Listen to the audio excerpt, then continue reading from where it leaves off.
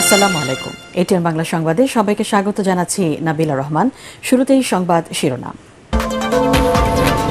আদালতের রায়ের পর কোটা বিরোধী আন্দোলনের যৌক্তিকতা নেই, শিক্ষার্থীরা অযথা সময় নষ্ট করছে, মন্তব্য প্রধানমন্ত্রীর।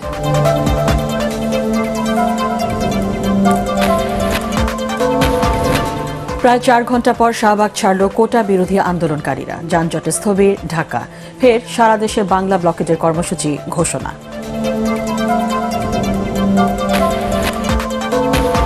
প্রত্যয় পেনশন স্কিমের নামে অন্যায় নীতি চাপিয়ে দেওয়া হয়েছে বলছেন শিক্ষকরা। চলমান আন্দোলন সহসাই সমাধান হবে, ইঙ্গিত ওবায়দুল কাদেরের।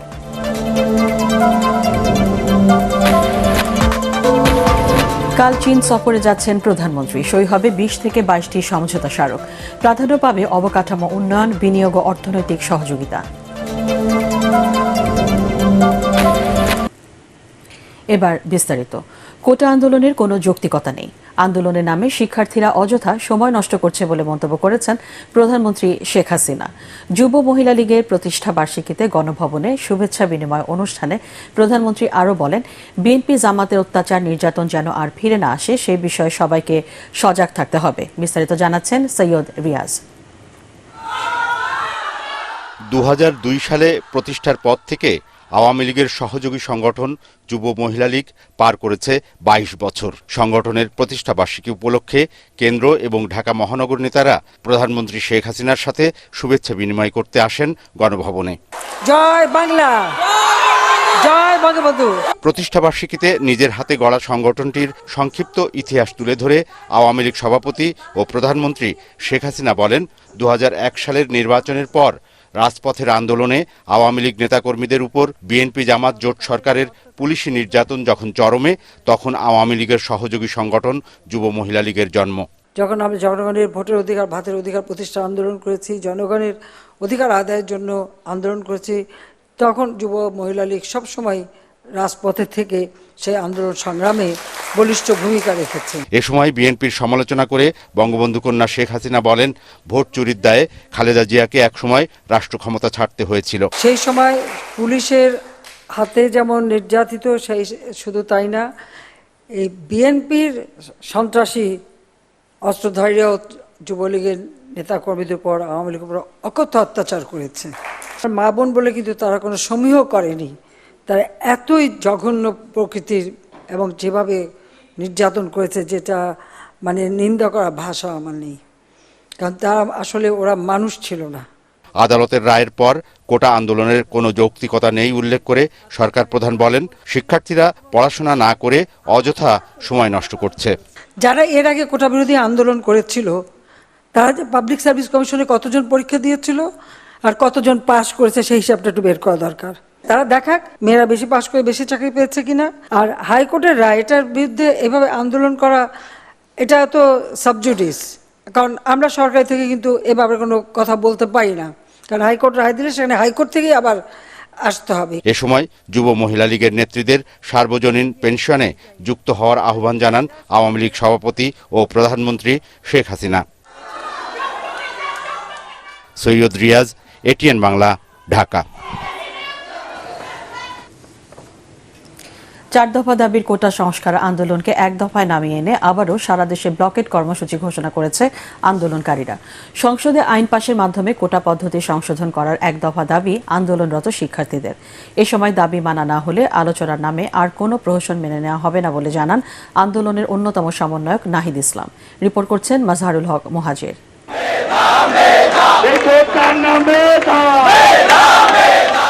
একের পর এক ঢাকা বিশ্ববিদ্যালয়ের কেন্দ্রীয় লাইব্রেরির সামনে থেকে আসছে মিছিল। কারো হাতে ব্যানার ফেস্টুন, কেউ জড়িয়ে দেশের পতাকা। স্লোগানে স্লোগানে চলে গান, কবিতা।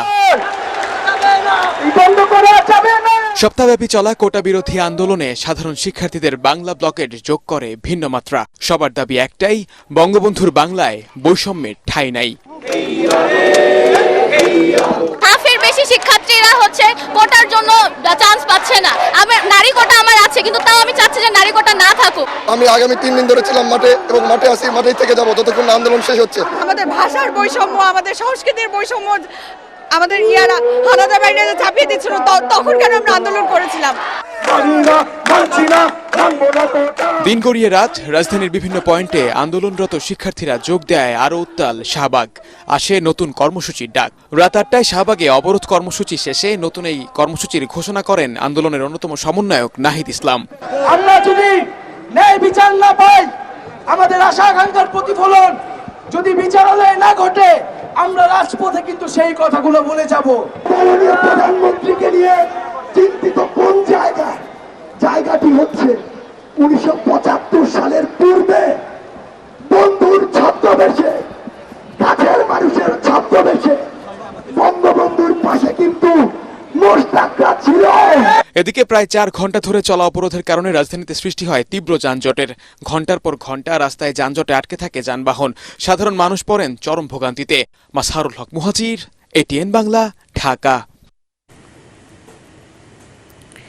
প্রত্যয় পেনশন স্কিম বাতিলের দাবিতে ক্লাস পরীক্ষা সহ সকল একাডেমিক কার্যক্রম বন্ধ করে সপ্তম দিনের মতো চলছে পাবলিক বিশ্ববিদ্যালয় শিক্ষকদের সর্বাত্মক কর্মবিরতি।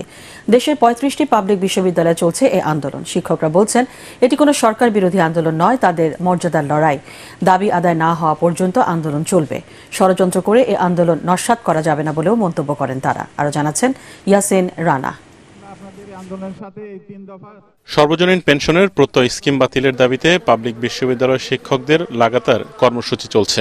পেনশন সংক্রান্ত প্রত্যয় স্কিম প্রত্যাহার, সুপার গ্রেডে অন্তর্ভুক্ত ও শিক্ষকদের জন্য স্বতন্ত্র বেতন স্কেলের দাবিতে সারা দেশে সপ্তম দিনের মতো বিশ্ববিদ্যালয় শিক্ষকদের সর্বাত্মক কর্মবিরতি চলছে। আমাদেরকে আমাদের মধ্যে থাকতে দিন, আমাদেরকে আমাদের মধ্যে চলতে দিন। কর্মসূচির অংশ হিসেবে ঢাকা বিশ্ববিদ্যালয়ের কলা ভবনে অবস্থান কর্মসূচি পালন করছেন শিক্ষকরা। এ সময় শিক্ষকরা বলেন, দাবি আদায় না হওয়া পর্যন্ত আন্দোলন চালিয়ে যাবেন তারা। যাদের পেনশন স্কিম নাই তাদের জন্য এই পেনশন স্কিম, কিন্তু ষড়যন্ত্রকারীরা কৌশলে সেখানে বিশ্ববিদ্যালয় শিক্ষকদেরকে অন্তর্ভুক্ত করে দিয়েছে। সেই অন্তর্ভুক্তি শিক্ষকদের মধ্যে যেমন বৈষম্য সৃষ্টি করছে, রাষ্ট্রের বিভিন্ন গোষ্ঠীর মধ্যেও বৈষম্য সৃষ্টি করছে। দিন শেষে যদি আমরা হাতছানি নিয়ে চলে যাই এবং যতদিন আমরা চাকরি করছি সেখানে যদি আমরা সচ্ছলভাবে জীবনযাপন না করতে পারি, তাহলে এখানে চাকরি করার আমাদের দরকারটা কি?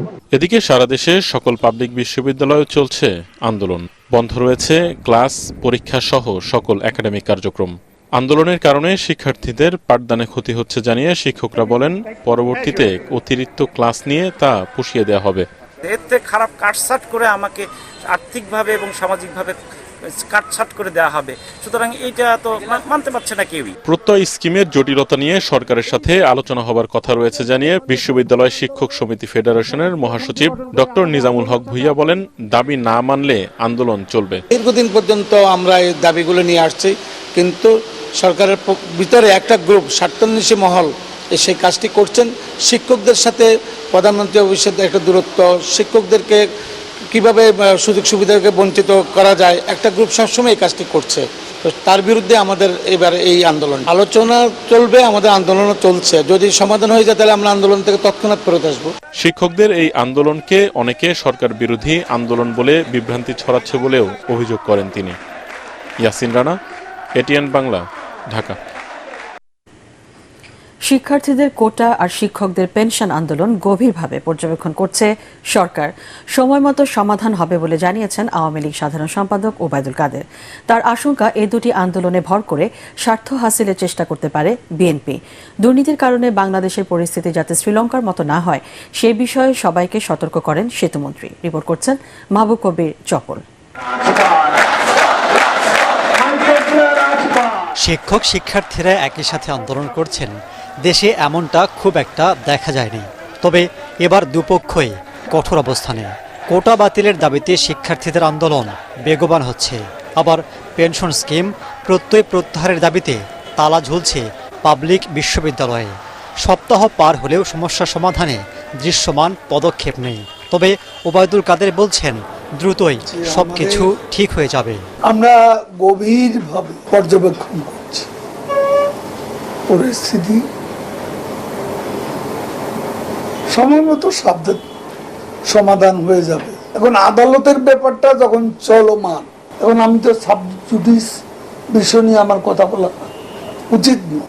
আন্দোলনে ব্যর্থ বিএনপিও মনা কয়েকটি দল কোটার উপর ভর করেছে, পেনশনের উপর ভর করেছে, নিজেরা ব্যর্থ, অন্যদের উপর ভর করে আজকে স্বীকার করতে চেয়েছে। তো তারা স্বপ্ন দেখছে তো দিবাস। মন্ত্রণালয়ে শুদ্ধাচার অনুষ্ঠানে মন্ত্রী বলেন, দুর্নীতির লাগাম টানতে হবে, না হলে শ্রীলঙ্কার পথে যেতে পারে বাংলাদেশ। মন্ত্রী, সচিব, সরকারি কর্মচারী সবারই সম্পদের হিসেব জমা দেওয়া উচিত। বাংলাদেশে যেন শ্রীলঙ্কার যে ভুল, সে ভুলের পুনরাবৃত্তি যাতে না ঘটে সেটা আমাদের দেখতে হবে। আমরা মন্ত্রণালয়ের মন্ত্রী, সচিব, আমরা যদি সৎ থাকি তাহলে এখানে দুর্নীতি হওয়ার সুযোগ কম। মাহবুব কবির চপল, এটিএন বাংলা, ঢাকা। কারো রক্তচক্ষুকে ভয় না পেয়ে বাংলাদেশ যে পারে তা আজ প্রমাণিত বলে জানিয়েছেন প্রধানমন্ত্রী Sheikh Hasina. President guard regiment PGR এর ৪৯তম প্রতিষ্ঠাবার্ষিকীর দ্বিতীয় দিনের দরবারে এ কথা বলেন প্রধানমন্ত্রী। তিনি জানান, দেশকে এগিয়ে নিয়ে যাওয়া তার লক্ষ্য। রেজিমেন্টের উন্নয়নে নেওয়া বিভিন্ন পদক্ষেপ তুলে ধরে সরকার প্রধান জানান, সেনাবাহিনীর পাশাপাশি পিজিআর এ অত্যাধুনিক অস্ত্র ও বিভিন্ন সরঞ্জামের অন্তর্ভুক্তি ঘটেছে, যা প্রেসিডেন্ট গার্ড রেজিমেন্টের অপারেশনাল ও প্রশাসনিক দক্ষতা বাড়াতে সহায়তা করবে। একই সাথে গুরুত্ব আরোপ করেন প্রশিক্ষণের ওপর। এর আগে পিজিআর সদর দপ্তরে পৌঁছলে প্রধানমন্ত্রীকে অভ্যর্থনা জানান সেনাবাহিনী প্রধান জেনারেল ওয়াকারুজ্জামান ও commander PGR brigadier general Khaled Kamal. এ সময় একদল চৌকস গার্ড রাষ্ট্রীয় সালাম জানায়।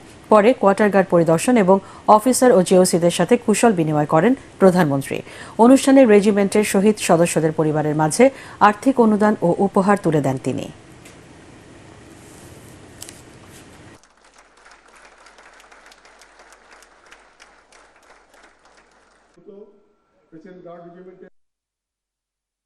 দীর্ঘ সময় অর্থাৎ 2009 থেকে এই পর্যন্ত এখনও রাষ্ট্র পরিচালনার দায়িত্ব পাওয়াতে বাংলাদেশের মানুষের ভাগ্যে পরিবর্তনের যে ধারাটা সূচিত হয়েছে সেটা আমরা করতে সক্ষম হয়েছি। আমরা রক্ত দিয়ে স্বাধীনতা এনেছি। জাতির পিতার যে স্বপ্ন ছিল ক্ষুধা, দারিদ্র্যমুক্ত, উন্নত, সমৃদ্ধ বাংলাদেশ, সেই বাংলাদেশ আমরা গড়ে তুলব, সেটাই আমাদের একমাত্র লক্ষ্য। আর সেই লক্ষ্য নিয়ে আমরা কাজ করে যাচ্ছি এবং ইনশাআল্লাহ বাংলাদেশকে আর কেউ পিছনে টানতে পারবে না। আমরা অপ্রতিরোধ্য গতিতে বাংলাদেশের অগ্রযাত্রা অব্যাহত রাখতে সক্ষম হব, সকলের সহযোগিতা হবে। বাংলাদেশ শীঘ্রই গৃহহীন মুক্ত দেশ হবে বলে জানিয়েছেন প্রধানমন্ত্রী শেখ হাসিনা। ইউরোপীয় ইউনিয়নের রাষ্ট্রদূত চার্লস হোয়াইটলি গণভবনে বিদায়ী সাক্ষাৎ করতে গেলে প্রধানমন্ত্রী বলেন, আর মাত্র 11,000 ঘর বিতরণের পরই বাংলাদেশ গৃহ ও ভূমিহীন মুক্ত দেশে পরিণত হবে। এ বিষয়ে তিনি আরও বলেন, বস্তিবাসী ও পরিচ্ছন্নতা কর্মীদের জন্য অ্যাপার্টমেন্ট নির্মাণ করেছে তার সরকার। এতে একই ভাড়ায় অ্যাপার্টমেন্টে থাকতে পারবেন তারা। বৈঠকে ইইউ রাষ্ট্রদূত জানান, স্বল্পোন্নত দেশ থেকে উন্নয়নশীল দেশের যাত্রায় বাংলাদেশের প্রতি তাদের সহযোগিতা অব্যাহত থাকবে। লাকসাম চট্টগ্রাম রুটে রেল সংযোগ উন্নয়ন প্রকল্পে ইইউ সহযোগিতা করতে আগ্রহী হলে প্রধানমন্ত্রী জানান, এটি তেমন ইতিবাচক না হলেও উপযুক্ত ও টেকসই প্রকল্প খোঁজার চেষ্টা করা হবে। এছাড়াও আলোচনায় স্থান পায় বিমস্টেক প্রসঙ্গ। থাইল্যান্ডের পর পরবর্তী চেয়ার হিসেবে দায়িত্ব গ্রহণ করতে যাচ্ছে বাংলাদেশ।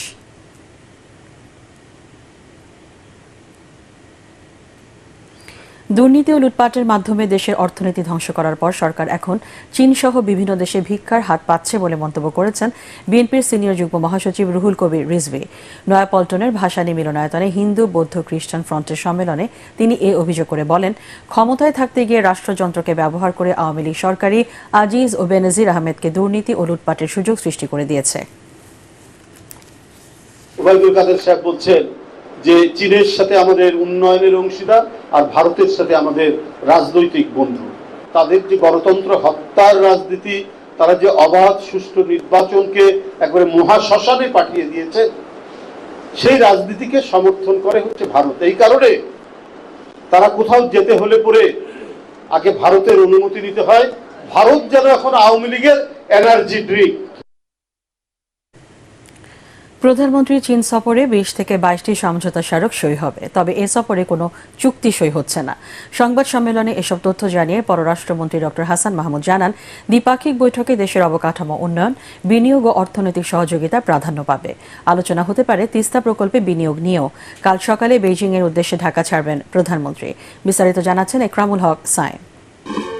টানা চতুর্থ মেয়াদে দায়িত্ব নিয়ে ভারত সফরের পর ২ সপ্তাহের মধ্যে চীন সফরে যাচ্ছেন প্রধানমন্ত্রী শেখ হাসিনা। ৫ বছর পর সোমবার সকালে বেইজিংয়ের উদ্দেশ্যে ঢাকা ছাড়বেন তিনি। সফরে চীনের রাষ্ট্রপতি শি জিনপিং ছাড়াও দেশটির উচ্চ পর্যায়ের প্রতিনিধি দলের সঙ্গে বৈঠক করবেন প্রধানমন্ত্রী। এ সময় সই হতে পারে ২০ থেকে ২২টি সমঝোতা স্মারক। পররাষ্ট্র মন্ত্রণালয় জানিয়েছে, সমঝোতায় প্রাধান্য পাবে অর্থনৈতিক ও ব্যাংকিং খাত, বাণিজ্য ও বিনিয়োগ, ডিজিটাল ইকোনমি, অবকাঠামোগত উন্নয়ন, ষষ্ঠ ও নবম বাংলাদেশ চায়না ফ্রেন্ডশিপ ব্রিজ নির্মাণ, কৃষি পণ্য রপ্তানি ও দুর্যোগ ব্যবস্থাপনা খাতে সহায়তা। চায়না আমাদের গত কয়েক দশকে আমাদের ইনফ্রাস্ট্রাকচার বিল্ড আপে বিরাট ভূমিকা রেখেছে। ইনভেস্টমেন্ট যেমন আছে, তাদের বিভিন্ন কোম্পানি এখানে ইনফ্রাস্ট্রাকচার বিল্ড আপ করার ক্ষেত্রে কাজ করছে। সুতরাং আমাদের ডেভেলপমেন্ট ইস্যুটাই মেইন প্রায়োরিটি পাবে এবং ইকোনমিক কোঅপারেশন প্রায়োরিটি পাবে। চায়নাকে বাংলাদেশের সাউদার্ন রিজিয়নে আমাদের পোর্ট ডেভেলপমেন্ট সহ সেখানকার উন্নয়নের জন্য আমরা চায়নার সাথে আলাপ আলোচনার মধ্যে আছি, সেটিও এবারও গুরুত্ব সহকারে আলোচনা হবে। পররাষ্ট্রমন্ত্রী জানান, প্রধানমন্ত্রীর সফরে রোহিঙ্গা প্রত্যাবাসনেও চীনের সহায়তা চাইবে বাংলাদেশ। এ সময় তিস্তা ব্যারেজ প্রকল্পে দেশটির বিনিয়োগ নিয়ে আলোচনা হবে কিনা সে বিষয়েও জবাব দেন পররাষ্ট্রমন্ত্রী। তিস্তা নদী দুই দেশের যৌথ নদী, ভারত এবং বাংলাদেশের যৌথ নদী। তো যেহেতু দুই দেশের যৌথ নদী এবং অপর দেশ যার সাথে আমাদের সেই যৌথ নদী, তাদের প্রস্তাব আছে, সুতরাং আমাদেরকে প্রথমে সেই প্রস্তাবটা বিবেচনা করতে হবে স্বাভাবিকভাবেই। তো চায়নাও এই ক্ষেত্রে প্রস্তাব দিয়েছে, সেটি খুব ভালো। তিস্তা যদি তারা আলোচনায় আনে তাহলে তো আলোচনা হবে। 4 দিন সফর শেষে 11 জুলাই ঢাকা ফিরবেন প্রধানমন্ত্রী শেখ হাসিনা। এর আগে প্রধানমন্ত্রী চীন সফরে গিয়েছিলেন 2019 সালের জুলাইয়ে। ইকরামুল হক সায়েম, এটিএন বাংলা, ঢাকা। রপ্তানির সঠিক তথ্য পেতে সমন্বয় জোরদার করার তাগিদ দিয়েছেন প্রধানমন্ত্রীর বেসরকারি বিনিয়োগ বিষয়ক উপদেষ্টা সালমান এফ রহমান। রপ্তানি উন্নয়ন ব্যুরো এবং ইপিজেড এর তথ্যে সমন্বয়হীনতার কারণে রপ্তানি আয়ের হিসাবে ভুল হয়েছে বলে মনে করেন তিনি। তবে রপ্তানি আয়ের গড়মিল সামষ্টিক অর্থনীতির জন্য ক্ষতিকর বলে মনে করেন ব্যবসায়ীরা। ফজলে রাব্বির রিপোর্ট। রাজধানীর একটি হোটেলে ইন্টারন্যাশনাল চেম্বার অফ কমার্স আয়োজিত সেমিনারে ব্যবসায় ডিজিটালাইজেশনের বিভিন্ন দিক নিয়ে আলোচনা করেন ব্যবসায়ী নেতারা। এতে প্রধানমন্ত্রীর বেসরকারি বিনিয়োগ বিষয়ক উপদেষ্টা সালমান এফ রহমান সমালোচনা করেন উন্নত দেশগুলোর অবাধ বাণিজ্যিক পরিবেশ নিশ্চিতের পরিবর্তে নন ট্যারিফ ব্যারিয়ার আরোপের।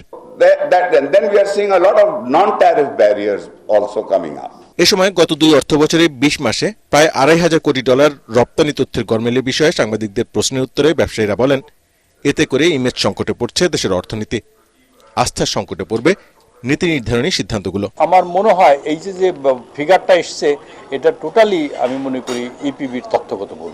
এটাতে কান্ট্রি ইমেজ সংকট দেখা দেয়। এই তথ্যগত ভুলের কারণে, সরকারকে এই রং মেসেজ দেওয়ার কারণে সরকার যে পলিসি মেক করেছে সেখানে আমরা ডিপ্রাইভ হয়েছি। তবে প্রধানমন্ত্রী উপদেষ্টা সালমান এফ রহমান বলেন, ইপিজেড এর রপ্তানি তথ্য ডাবল কাউন্ট বা একই হিসাব 2 বার গণার কারণে এমন ভুল হয়েছে। দেশের ভিতরে ওটাকে ওনারা একবার রপ্তানি ধরেছেন, আবার সেই কাপড়টাকে যখন গার্মেন্ট করে আমরা আবার রপ্তানি করি, আবার সেটাকে রপ্তানি ধরা হয়। তো এটা ডাবল কাউন্টিং হয়ে গেছে, সেটা ওনারা ঠিক করে দিয়েছেন। আমি আশা করি ভবিষ্যতে এই যে সমস্যাটা এখন সামনে এসেছে, এটা সমাধান আমাদের হয়ে গেছে। হিসাবের গরমিলের প্রকৃত কারণ খুঁজে বের করতে বাংলাদেশ ব্যাংকের প্রতি তাগিদ দিয়েছেন ব্যবসায়ীরা। ফজলে রাব্বি, এটিএন বাংলা, ঢাকা। নদ নদীর পানি বৃদ্ধি অব্যাহত থাকায় দেশের উত্তর মধ্যাঞ্চলের বন্যা পরিস্থিতির আরও অবনতি হয়েছে। হবিগঞ্জ, কুড়িগ্রাম, সিলেট, শেরপুর, গাইবান্ধা সহ দেশের বিভিন্ন জেলায় সুপেয় পানি ও খাদ্য সংকটে মানবেতর দিন যাপন করছেন বানভাসী মানুষ। দুর্যোগ প্রতিমন্ত্রী জানিয়েছেন, বন্যা মোকাবেলায় সব ধরনের ব্যবস্থা নিয়েছে সরকার, আছে পর্যাপ্ত ত্রাণ ব্যবস্থা। প্রতিনিধিদের পাঠানো তথ্য ও ছবিতে আরও জানাচ্ছেন তামান্না জেনিফার। হবিগঞ্জের আজমেরীগঞ্জ উপজেলায় কালনী ও কুশিয়ারার পানি বৃদ্ধি পেয়ে 75 সেন্টিমিটার উপর দিয়ে প্রবাহিত হচ্ছে। পানিবন্দী হয়েছেন 5টি ইউনিয়নের আরও 60,000 মানুষ। কুড়িগ্রামে ব্রহ্মপুত্র, ধরলা ও দুধকুমার নদীর পানি 6 পয়েন্টে বিপদসীমার উপর দিয়ে বইছে। নদীর স্রোতে বাঁধের 300 মিটার ধসে নতুন করে প্লাবিত হয়েছে আরও 12টি গ্রাম। শুকনো খাবার, বিশুদ্ধ পানি ও জীবন রক্ষাকারী ওষুধের সংকট দেখা দিয়েছে এখানে। বাঁধ ভাঙার পর থেকে এখানে পানি ঢোকে, তারপর থেকেই ক্রমান্বয়ে পানি বাড়তেই আছে। এদিকে সিলেটের বিভিন্ন স্থানে ধীর গতিতে পানি কিছুটা কমতে শুরু করলেও সার্বিক বন্যা পরিস্থিতির তেমন উন্নতি হয়নি। পানিবন্দী কমপক্ষে 60 লাখ মানুষ। শেরপুরের 4 নদীর পানি বিপদসীমার নিচ দিয়ে প্রবাহিত হলেও পাহাড়ি ঢলের কারণে সৃষ্ট বন্যায় নিম্নাঞ্চলের মানুষের দুর্ভোগ কমছে না। নিম্নাঞ্চলের মানুষ রান্না, খাওয়া ও গবাদি পশু নিয়ে বিপাকে পড়েছেন। সবচেয়ে বেশি ভোগান্তিতে রয়েছেন শিশু ও বৃদ্ধরা। গাইবান্ধায় ব্রহ্মপুত্র নদীর পানি ফুলছড়ি পয়েন্টে বিপদসীমার 76 সেন্টিমিটার ও ঘাটক নদীর পানি নতুন ব্রিজ পয়েন্টে 26 সেন্টিমিটার উপর দিয়ে প্রবাহিত হচ্ছে। অপরদিকে গত 4 দিন পাহাড়ি ঢল ও বৃষ্টিপাত না থাকায় নেত্রকোনার সব নদ নদীর পানি কমতে শুরু করেছে। সচিবালয়ে দুর্যোগ ব্যবস্থাপনা ও ত্রাণ প্রতিমন্ত্রী বলেন, বন্যায় 20 লাখ মানুষ ক্ষতিগ্রস্ত। তাদের সহায়তায় সব ধরনের ব্যবস্থা নেওয়া হয়েছে। খাদ্যদ্রব্য, চিকিৎসা বা যোগাযোগ ব্যবস্থা, বিশুদ্ধ পানি, খাবার, এই আমাদের এবং কমিউনিকেশনের জন্য শুধু আমরা কাজ করছি না, সাথে সাথে এই বন্যা পরিবর্তিত এই ক্ষতিপূরণ যাতে মানুষ পূরণ করতে পারে সেই লক্ষ্য রেখে আমরা কাজ করতে যাচ্ছি। এদিকে বন্যার পানি উপেক্ষা করেই জামালপুরের ইসলামপুরের গুঠাইল স্কুল অ্যান্ড কলেজে এইচএসসি পরীক্ষা দিয়েছে 6 শতাধিক শিক্ষার্থী। তামান্না জেনিফার, এটিএন বাংলা। 2 মাসের মধ্যে অন্তত 4টি উড়োজাহাজ কেনার বিষয়ে চূড়ান্ত সিদ্ধান্ত নেওয়া হবে বলে জানিয়েছেন বিমান পরিবহন মন্ত্রী ফারুক খান। যুক্তরাষ্ট্রের বোয়িং নাকি ফ্রান্সের এয়ারবাস কেনা হবে তা নির্ধারণ করবে মূল্যায়ন কমিটি। তবে এয়ারবাসের অফার ভালো বলেও জানান তিনি। সচিবালয়ে বিদায়ী মার্কিন রাষ্ট্রদূত পিটার হাসের সাথে সৌজন্য সাক্ষাৎ শেষে এসব কথা বলেন তিনি। মন্ত্রী বলেন, বিমান কেনার ইস্যুতে যুক্তরাষ্ট্রের সাথে সম্পর্ক খারাপ হবার সম্ভাবনা নেই।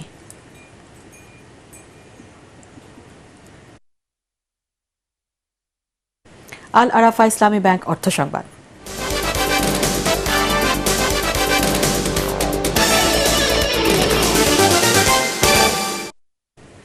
রপ্তানিমুখী তৈরি পোশাক শিল্প প্রতিষ্ঠান অ্যাপটেক গ্রুপের 2টি অঙ্গ প্রতিষ্ঠান বিগ বস কর্পোরেশন লিমিটেড এবং Aptech casual limited US green building council পরিবেশ বান্ধব সবুজ কারখানা হিসেবে লিড প্ল্যাটিনাম সনদ লাভ করেছে।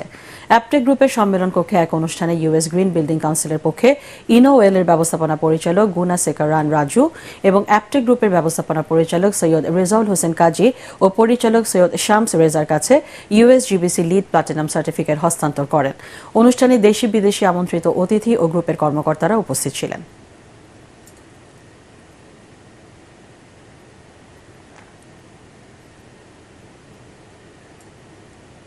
আন্তর্জাতিক সংবাদ।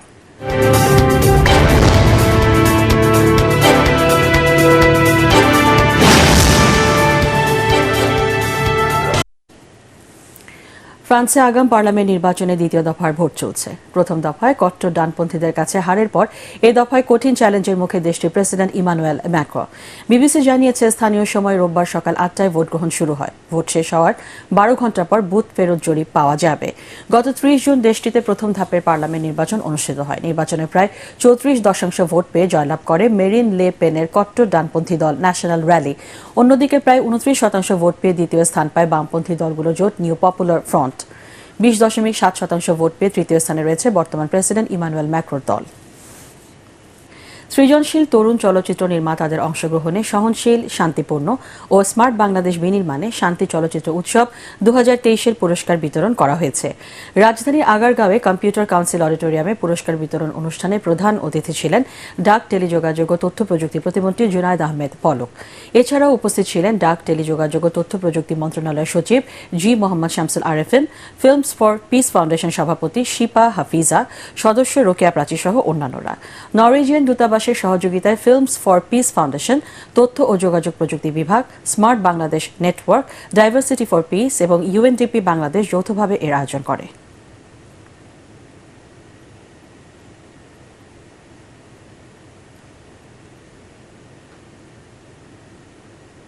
পার্টেক্স খেলার খবর।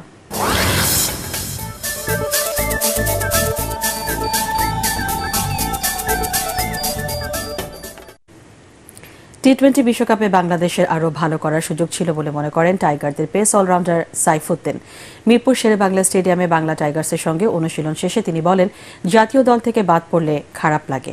ফ্র্যাঞ্চাইজি লিগ কানাডার গ্লোবাল টি-20কে জাতীয় দলে ফেরার মন্ত্রী হিসেবে ভাবছেন সাইফুদ্দিন। পরাগ আরমানের রিপোর্ট। বিপিএলে দারুণ নৈপুণ্য দেখালেও বিশ্বকাপ দলে জায়গা হয়নি সাইফুদ্দিনের। তার দলে না থাকা নিয়ে বেশ সমালোচনা তৈরি হয়েছিল। তবে বাংলাদেশ টাইগার্সের ক্যাম্পে রাখা হয়েছে তাকে। ইতিমধ্যে কানাডার গ্লোবাল টি-20তে মন্ট্রিল টাইগার্সে খেলার জন্য ডাক পেয়েছেন সাইফুদ্দিন। নিজেকে প্রস্তুত করছেন তিনি, জানান জাতীয় দলে ফেরার জন্য এই টুর্নামেন্টে ভালো করতে চান। ফিটনেস কাজ করতেছি, ইনশাল্লাহ অবশ্যই চেষ্টা করব। প্ল্যান একটাই, যাতে ভালো খেলতে পারি, যাতে অপরচুনিটি আরও আসে। আর যেহেতু সামনে আপাতত কোনো খেলা নেই, তো নেশা নিয়ে ব্যাক করতে হলে অবশ্যই এখানে ভালো পারফর্ম করে আবার নজরে আসবো। এটাই মূল লক্ষ্য, ভালো করা। সদ্য সমাপ্ত টি-20 বিশ্বকাপে সুপার 8 থেকে মিশন শেষ করেছে বাংলাদেশ। এই টুর্নামেন্টে টাইগারদের আরও ভালো করার সুযোগ ছিল বলে অভিমত সাইফুদ্দিনের। অবশ্যই ভালো খেলেছে, যদিও আরও ভালো খেলা ভালো লাগতো। তারপর ওভারঅল ভালো লেগেছে। লাস্ট একটা ইকুয়েশন ছিল সেমিফাইনালে ওঠার, ভালো সুযোগও ছিল, তো হয়তোবা হয়নি। তারপর আমি ওদের চেষ্টাকে আমি অ্যাপ্রিসিয়েট করি। অবশ্যই নিজের দেশ ভালো খেলতে ভালো লাগে। যেমন ইন্ডিয়া অনেক সেলিব্রেশন করছে ওয়ার্ল্ড কাপ জেতার পর, তো এগুলো দেখলে অবশ্যই আমাদের গায়ের লোম দাঁড়িয়ে যায়।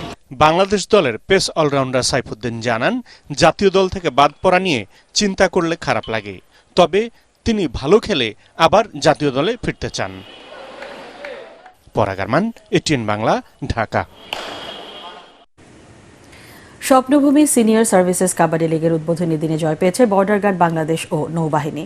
পল্টনের কাবাডি স্টেডিয়ামে প্রতিদ্বন্দ্বিতাপূর্ণ প্রথম ম্যাচে বিজিবি 33-32 পয়েন্টে পরাজিত করে বিমান বাহিনীকে। আর দ্বিতীয় ম্যাচে বাংলাদেশ নৌবাহিনী 49-25 পয়েন্টে পরাজিত করে আনসারকে। বিকেলে প্রতিযোগিতার উদ্বোধন করেন বর্ডার গার্ড বাংলাদেশের মহাপরিচালক মেজর জেনারেল মোহাম্মদ আশরাফুজ্জামান সিদ্দিকী। বিশেষ অতিথি ছিলেন পুলিশের অতিরিক্ত ডিআইজি মোজাম্মেল হক, স্পন্সর প্রতিষ্ঠান স্বপ্নভূমি প্রপার্টিজ লিমিটেডের ব্যবস্থাপনা পরিচালক এম মিলন হাসান এবং ডিএমপি কমিশনার ও কাবাডি ফেডারেশনের সাধারণ সম্পাদক হাবিবুর রহমান সহ অন্যান্যরা। স্বপ্নভূমি সিনিয়র সার্ভিসেস কাবাডি লিগে অংশ নিচ্ছে 8টি দল।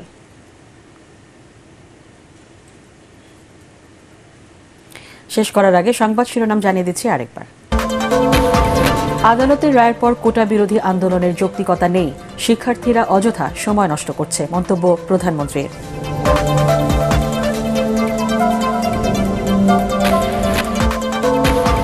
প্রায় 4 ঘন্টা পর শাহবাগ ছাড়ল কোটা বিরোধী আন্দোলনকারীরা, যানজটে স্থবির ঢাকা।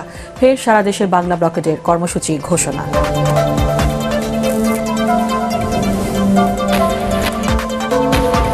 প্রত্যয় পেনশন স্কিমের নামে অন্যায় নীতি চাপিয়ে দেওয়া হয়েছে বলছেন শিক্ষকরা।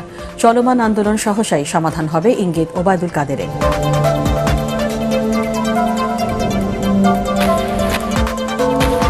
কাল চীন সফরে যাচ্ছেন প্রধানমন্ত্রী। সই হবে 20 থেকে 22টি সমঝোতা স্মারক। প্রাধান্য পাবে অবকাঠামো উন্নয়ন, বিনিয়োগ ও অর্থনৈতিক সহযোগিতা।